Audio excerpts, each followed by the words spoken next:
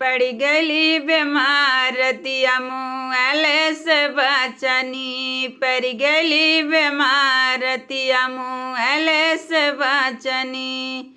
के हो देला दाल भात, के हो दियल चटनी, के हो दियल दाल भात, के हो दियल चटनी, के हो दियल कच्चा मरच कच दिन कटनी। पर गली बीमारतिया मुँहले से बचनी, पर गली बीमारतिया मुँहले से बचनी।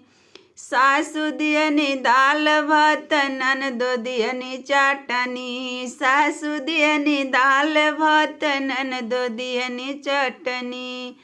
सैया दियल कच्चा मरच कच दिन कटनी। पर गनी बीमारतिया मुँहले से बचनी, पर गनी बीमारतिया मुँहले से बचनी, पर गनी बीमारतिया मुँहले से बचनी।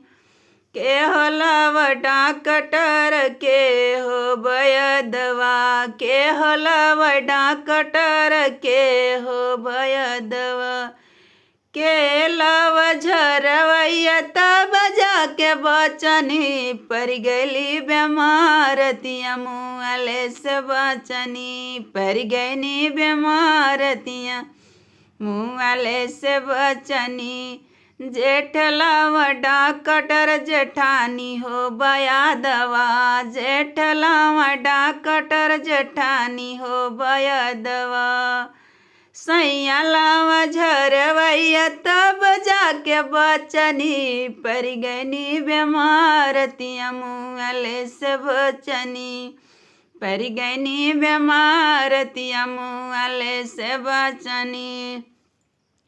सासु दियनी दाल भात, ननद दियनी चटनी, सास दियनी दाल भात, ननद दियनी चटनी। सैया दियल कच्चा मरच कच दिन कटनी। पर गनी बीमारतिया मुँहले से बचनी, पर गनी बीमारतिया मुँहले से बचनी।